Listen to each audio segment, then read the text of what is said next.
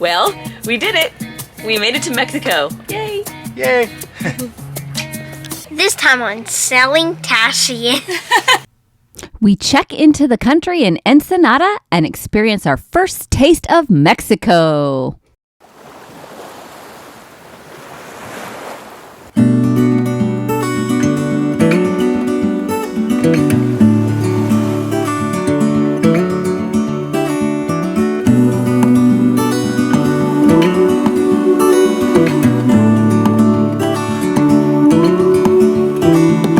Look ahead, the sea is calm, and I know we've been through a lot, but just wait.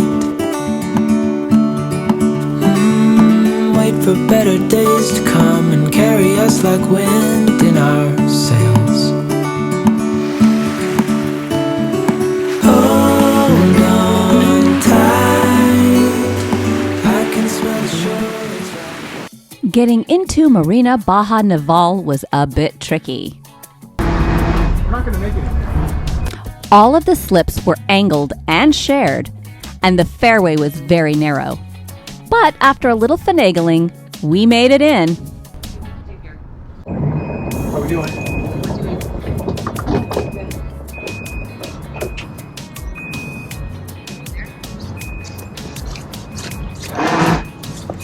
How's my angle now? You're fine. Just keep going in your trajectory. Okay, tell me when to watch this. Don't keep bumping this curve. Push me off a little bit. Good job, good job. Use your hand.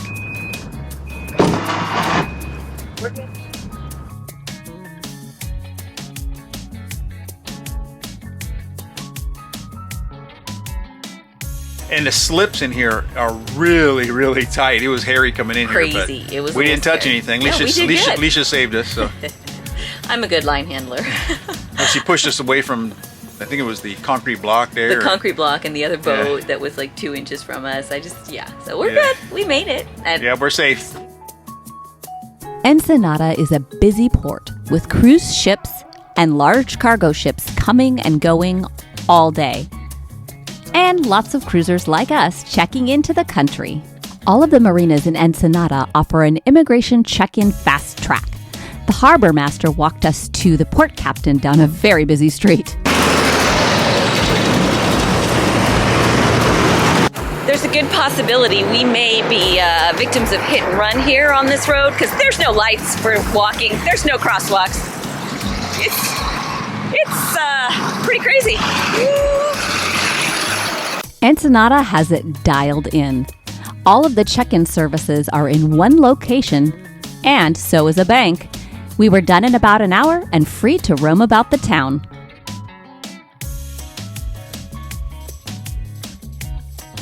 We ended our first day by opening a very special bottle of wine that was given to us by Mark and Melissa, our good friends and neighbors from back at the Delta and Willow Berm. We'd been saving it for a special occasion, and this was definitely something to celebrate. The next day, we set out to do some light provisioning. Ensenada is a bustling town, so we were able to get everything we needed.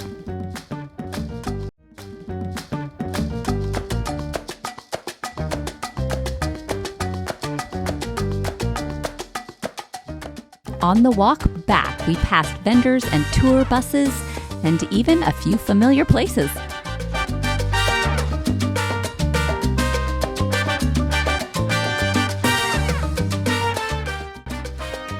After unloading the groceries, we walked over to the park off the Malecon or the waterfront to see some sights.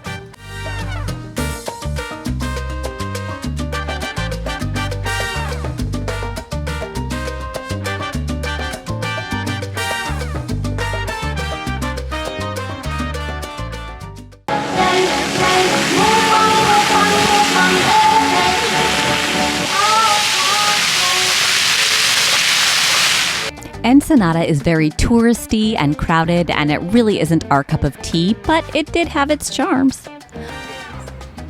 Nodding off and almost falling over. So cute. Hi. He's not gonna chase you. No, I don't want to scare him though, because he looks. Okay. I won't bug you. Oh, okay.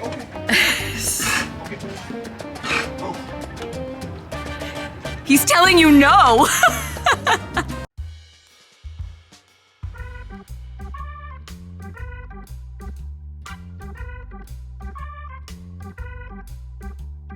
First, thank you for all of your comments and suggestions. Today's suggestion comes from Russ Gawkey. I hope I didn't butcher that name, but Russ was interested in learning a little bit about you, Hal, and your time you spent in prison. So, can you reflect on 25 years in prison in 2 minutes? No, but I'll try. You did mention that he was prior military. He retired out of the military, 16 years in the Army and 4 years in the Marines. Thank you for your service, Russ.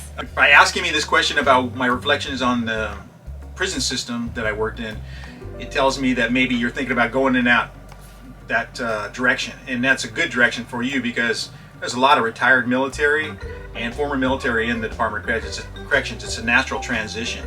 In fact, one of my partners was a retired Marine Lieutenant Colonel, Lieutenant Anderson. I'm just guessing that's the reason for the question. Yeah, it's a good career. It's not what I intended to do in my life. I got into it based on, because I needed to put food on the table for my kids. And I was led into it with one of my friends that was in there and made good money, not great, good money, and good benefits. And I was able to retire young. But there's drawbacks to it, like everything. It's a dark place to work. The only light you see in that dark place is your fellow staff that you work with. And they got your back, you got their back, and that's how you survive in there. The statistics say we don't live very long past retirement. 5 years after retirement, most correctional officers die.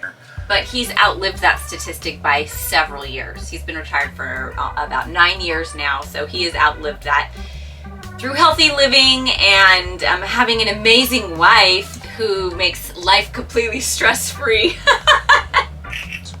So let's talk a little bit about the inmates, because I know you have a ton of stories. You came across a lot of famous people that did a lot of really bad things, and a lot of them have some mental instability, and so I remember a story that you told me once about a gentleman who didn't want to go into his cell without his motorcycle. So talk about that one. She's referring to a incident that happened, and it happens a lot with mentally ill inmates. Is we had this old Hell's Angel, big dude, just refused to go in his cell. And it just started resisting us, and we could easily use force to overcome the resistance. But in this case, and I was a young cop, and the older cops, said, "Head him up."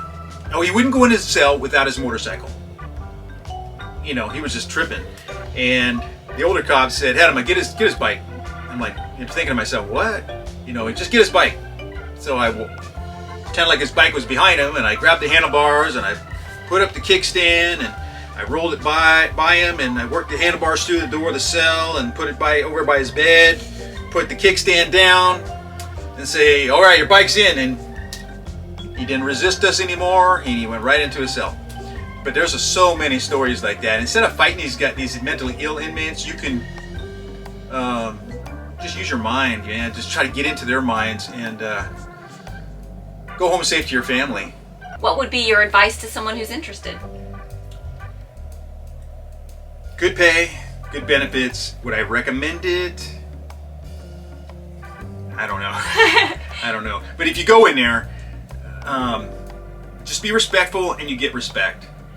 Or your most powerful weapon is not your baton and your gas and those guns and all that stuff up there. It's your pen. Your pen you have in your pocket. They're more fearful of this pen than anything else. And why the pen? Oh, for rules violations, you could take their time away. An officer could take their time away by just writing a report. So they're afraid of that more than anything. So just be respectful, get respect, and you'd be fine. You'd have a good career. Be fair, firm, and objective, and you're fine. It's a tough job, and these guys really need support. The officers there, the men and women who go in there every day, just need support. So that's it.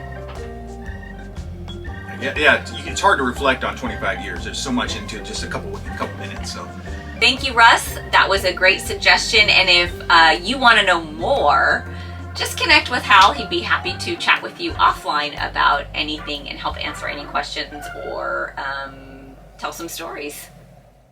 Ensenada was the perfect place for us to check in, provision, and rest up. The next stop along the Baja Coast is at least a 2-day sail. 3 days after we arrived, a good weather window opened and we were off on our longest passage yet. That was just about the most perfect exit we've had. That marina was so tight. You did an amazing job of getting us out. And you didn't get any on camera or anything. I know. It's my GoPro. I'm sorry. It wasn't working.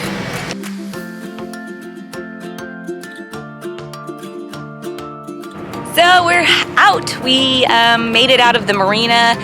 Great exit. It was so tight in there. And when a few minutes ago, when this huge cruise ship came in, the bow thrusters were pushing it and making this great giant current. And we were like, oh, we felt like we were back in the river.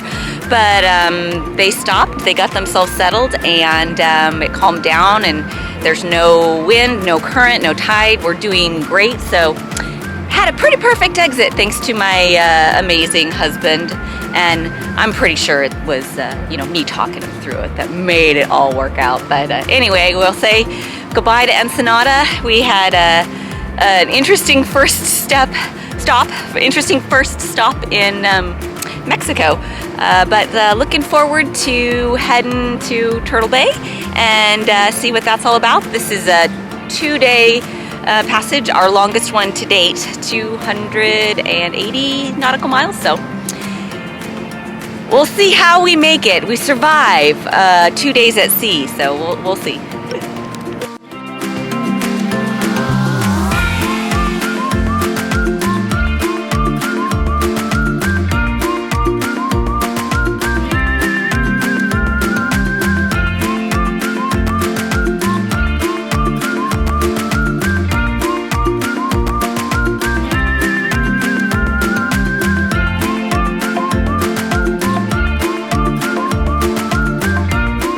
There's not much going on with the sails right now, but we are going to turn in a little bit and it will change our angle, and maybe we'll get some wind and be able to actually turn the motor off and just sail, because that is the best part of the day. But just kind of chilling and hanging out.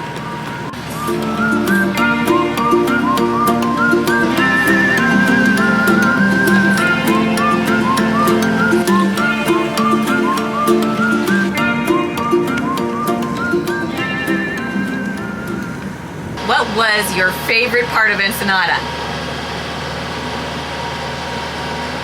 Processing in was really easy. The marina people, I don't know what she is, a manager or something? Like the little, like what we would call the harbor master. The harbor master, yeah. She just walks us over to the customs and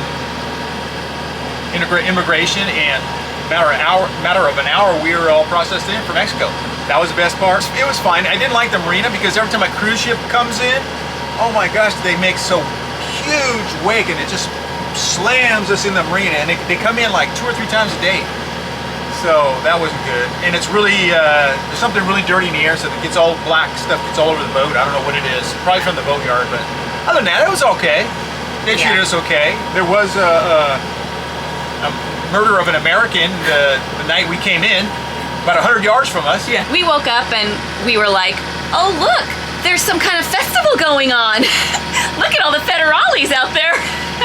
No, it was a murder. It was an American got murdered.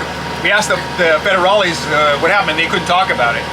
They wouldn't talk about it because obviously if it gets out in the news, people aren't going to come here. But the locals think it was gang related. Maybe America come down here trying to buy drugs, or I don't know, or it could be a robbery. But we didn't feel unsafe. We walked through town and everybody was friendly to us, and just as long as you just mind your own business and don't buy drugs or whatever, you'll be fine. For processing in, he's dead on. It was the easiest thing to do. But we're looking forward to, I think, more the anchorages and seeing some of the stuff that's a little off the beaten path and less touristy. But it's great for checking into the country.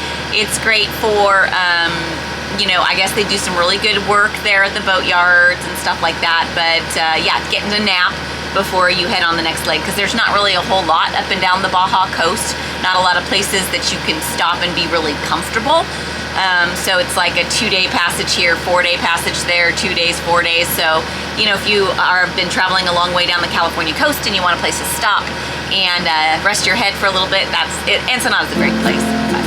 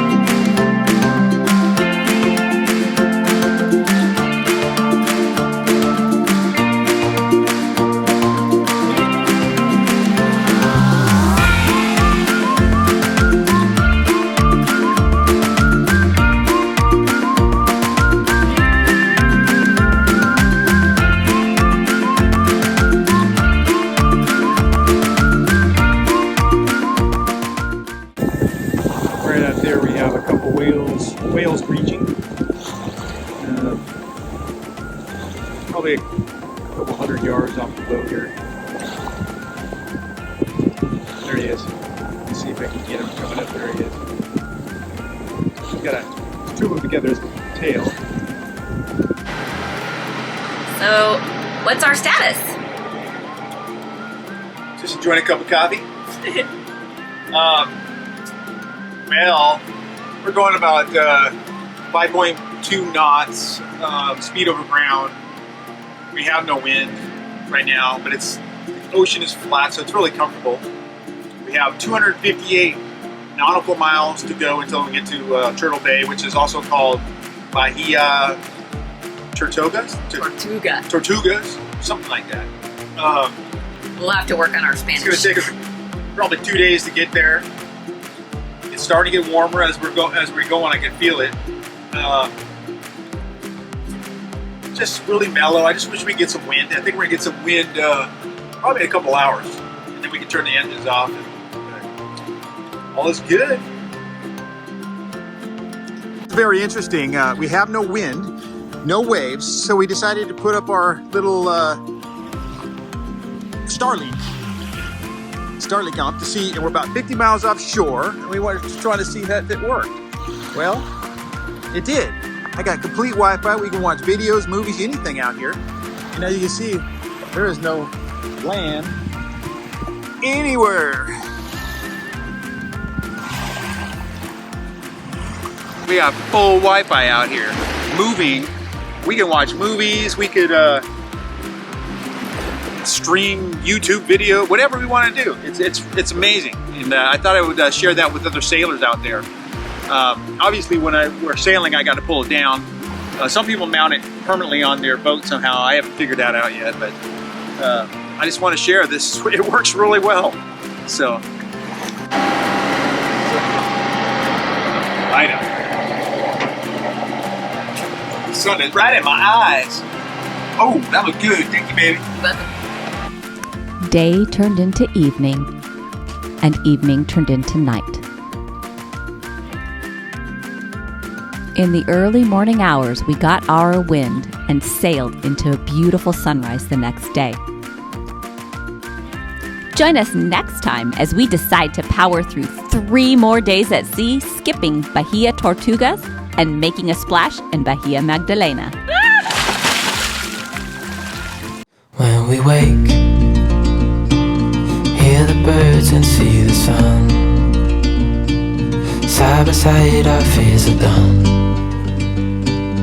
Oh, the good times just begun. Oh, we know what we have, let's hold on tight. Found what we're looking for in life. Call us crazy, but things are finally right. With you and I, the future is bright.